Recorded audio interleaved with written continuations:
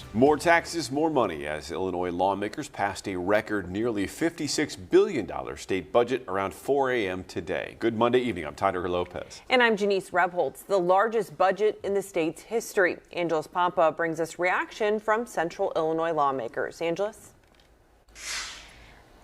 The state's budget includes more than $800 million in new tax revenue. It includes funding for local governments, along with full funding of the state's K-12 evidence-based funding formula, and much more. However, the budget approved along mostly partisan lines. The $56 billion Illinois state budget for fiscal year 2027 passed early Monday morning with a 79-39 vote in the House after clearing the Senate 37-21.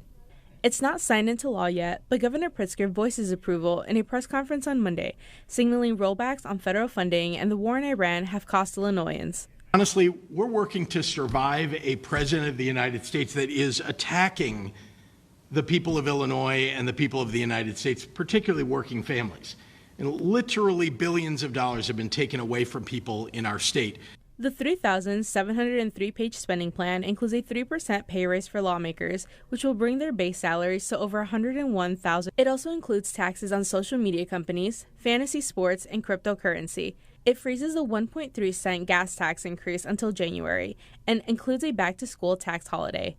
Local lawmakers have their own thoughts on the budget. It's really disappointing, once again, that we have increased spending and increased taxes, and this is the worst, absolute worst formula for Illinois.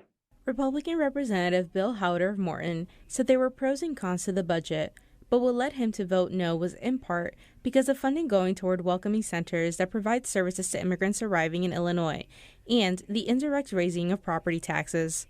One is creating a cap on how much the property taxes can be increased, and also just not mandating different spending by our townships. Democratic State Senator Dave Kaler said in part of a statement that reflected similar to Pritzker's, said, "Even with our state caught in the crossfire of the federal administration, we are still finding ways to help fund those who need it the most, whether that is SNAP benefits, school lunches and supplies, or a higher education system."